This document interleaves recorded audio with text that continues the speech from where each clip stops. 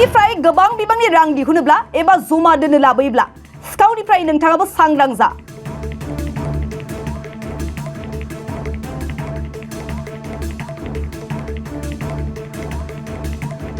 बिटिआरनि दाब दाब जायगायाव सानफ्रोमबो बांसिननो हमदों सिखावनि उदखार।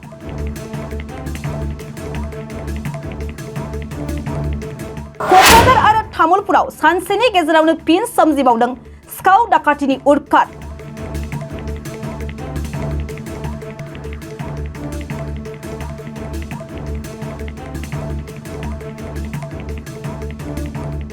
क'क्राझार आरो तामुलपुराव दिनै एखे रोखोमनि सिखाव दाखाथि खालामनायनि जाथाय सोमजिदों।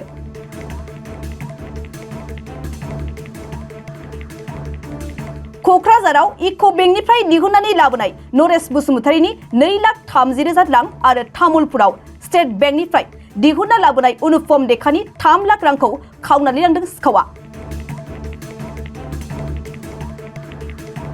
तामुलपुर जिल्लानि मथंगा सकआव भारा थानाय अनुपम देखा मुंनि फाइकि हानजायाव मावनाय सासे सुबुंनिफ्राय 3 लाख रां खावनानै लांदों सिखावा।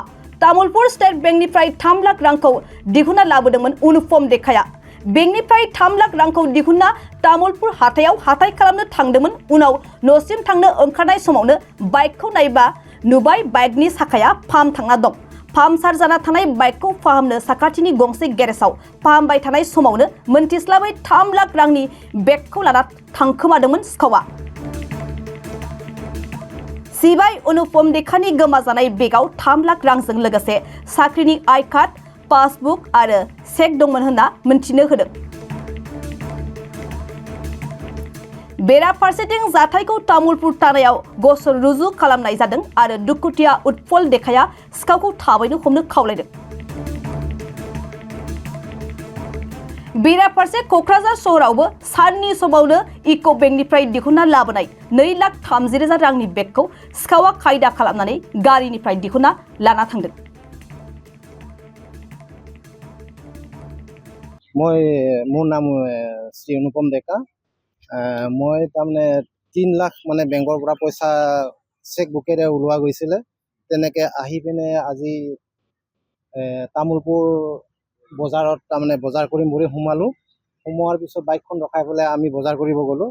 বজাৰৰ পৰা আহোঁতে মোৰ বাইকখন পামচাৰ হৈ আছে। এই পামচাৰ হোৱাৰ কাৰণে মই পামচাৰ বাতিবৰ কাৰণে মই এখন গেৰেজত সোমালোঁ।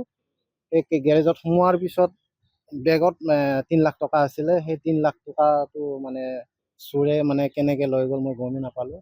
ওচৰত কোনো মানুহ আছিল নেকি? ওচৰত তেনেকুৱা মই তেনেকৈ মানে লক্ষ্য কৰা নাছিলোঁ। আছিল যদিও মই তেনেকৈ লক্ষ্য কৰা নাছিলোঁ। তাৰপিছত তেনেকৈ মই থানাত এজাহাৰ দিলোঁ। কোনখন গেৰেজত গৈছিল?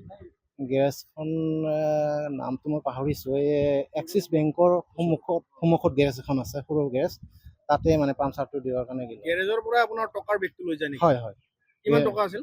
3 লাখ টকা আছিলে। 3 লাখ টকা আছিলে। তাৰ লগতে চেক বুক আছিলে, পাছবুক আছিলে আৰু মোৰ ATM কি কয় আইডেন্টি কাৰ্ড এখন আছিলে। মোৰ গোটেই বেগটো লৈ গৈছে? হয়, আইডেন্টি কাৰ্ডখনো আছিলে আৰু মই যিহেতু ডিফেন্সত কৰোঁ সেই আই কাৰ্ডখনো আছিলে। আই কাৰ্ডখনো লৈ গৈছে। গতিকে যিজন ব্যক্তিয়ে লৈ গৈছে মোৰ আই কাৰ্ডখন যাতে ঘূৰাই দিয়ে, মই সেইটো বেছি কামনা কৰোঁ। আপোনাৰ লগত কোন আছিল আৰু? মই অকলে আছিলোঁ। ফেমিলি আছিলে। ফেমিলি বজাৰত থৈ গৈছিলোঁ মই। গাড়ীখন পামচাৰ হ'ল যে, তাৰপিছত মই অকলে মাতিব যাওঁতে এজাহাৰ দিছে থানাত, তামুলপুৰ থানাত এজাহাৰ দিয়া গৈছে। মই আহ্বান কৰিছোঁ যাতে মোৰ যে 3 লাখ টকা চুৰি নিলে আৰু লগতে মোৰ আইডেন্টি কাৰ্ডখন আৰু চেক বুক পাছবুক নিছে। গতিকে যাতে তামুলপুৰ থানাৰ আৰক্ষী বিষয়া যাতে সোনকালে তদন্ত কৰি মোক সেই ওলাই দিব পাৰে, তাৰ যাতে সোনকালে ব্যৱস্থা লয়। आच्छा, दिनैनि दिनाव दुर्भाग्य घटना होनना बुंनांगोन। मानो होनना बुंबा आङो साइडआवबो थांदोंमोन, केम्पा नार्सारि। सब समाय आर्लि मर्निं आं थाङो।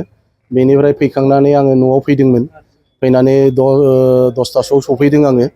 ओमफ्राय लंपेन्ट गाननानै आङो गारिजों जास्ट माने 10:30 आं बेंकआव फैदोंमोन। बेंकआव आङो फैनानै आंनि बे खामानिनि जेखिनिखि डिटेल्स फैसा बेखौ आं माने दिहुननो होननानै फैदोंमोन फैनायाव ओमफ्राय 11टा 20सोआव ओमफ्राय फैसाखौ दिहुनखानानै आङो बेगाव सोनानै लानानै गारिथिं दोननायथिं थांबाय थादोंमोन ओमफ्राय खिथुनिफ्राय फैयै फैनानै आंनि हयथ' खिथुनिफ्राय मानसि फैखादोंमोन जानो हागौ आं बेखौथ' आं मोनथिया जेब्लानाखि गारिखौ आं खिथुनिफ्राय बेग खालामो दरजा खुलिनानै आंनि बेगखौ सिङाव सोयो अब्ला बेनिफ्राय सासे मानसिया जाबाय ओइ नोंथां नैबे नोंथांनि फैसा गबाय होनना बुंबाय बेवहायथ' आंथ' जेबो माने हरखाब बेबायदि माने आंनि ब्रेनाव जेबो माबा फैयाखिसै नंगौ नंमारबाय आङो फैसाखौ बे खननाय समावनो खिथुनिफ्राय फैनानै मानसिया बेगखौ लानानै थांदों आरो बेबायदि फैसाया आरो टटेल आं बेंकनिफ्राय बख'नाय जेनाखि फैसाया जाहैबाय 2,15,000मोन 2,15,000 आरो बाखि आं न'निफ्राय लाबोनाय फैसाया जाहैबाय 30,000सो दंमोन आरो माने 200 थाखा करि मोनसे बान्डल दंमोन आरो 100 थाखा करि मोनसे बान्डल दं मथा मथि 2 लाख आंनि अरिजिनेल फैसाया 2 लाख माने 35-40 हाजारसो बेबायदि आरो माबा इउक' बेंक जाय बेक्तिया लांदों बा गारिनिफ्राय दिहुनदों बिथांखौ नुदोंमोन नामा बिथांखौथ' आं एक्जाक्टलि बेबायदि आं माने हमनो हायाखै मानसिखौ ओरैनो एसे आङो सेराफेराखौ ओरैनो माबा खिथानो हायो नुजिरदों आरो बेबायदि जे एकदम माने कारेन्ट बेबायदि आं माने बुंनो हानाय नङा आरो बेखौ नोंथांनि गावनिनो फैसा ना गावनि माने डिपार्टमेन्टनि फैसा आरो बेयो DLC-निनो बेवहाय पेन कार्ड दङ आधार कार्ड दङ ड्राइभिं लाइसेन्स दङ ओमफ्राय आइडेन्टि कार्ड दङ गद्रेजनि साबि दङ ATM कार्ड मोनसे दंमोन बे आरो प्रखाखनखौ मा बुंनो सानो जिहेतु बेफोरबायदि जाथाया जाफ्लेबाय थादों दा आं बुंनो साननाया जिहेतु आं घटना घटिबाय भबिसतआव आरो बेफोरबायदि मानसिफोरा आं बेफोरनिफ्राय एलार्ट जायोबा खुब मोजां मोनो फार्स्ट अफ अल बेनो आंनि थाखाय बेस्ट मोनसे एक्सपिरियेन्स भबिसतआव आरो रायजोफोरनि सिगाङाव बेफोरबायदि जाहाथे घटनाफोरखौ बयबो नुनानै जाहाथे बयबो रायजो राजाफ्रा सांग्रां जायो बेखौ आं माने आबाहन जानायनाय जाबाय आरो गथै रायजो राजाफोरखौ आरो जाहाथे बेबायदि फैसा गयोबा मालाबा आरो भबिसतआव आरो खननायनिफ्राय एलार्ट जायो आरो बेखौ आं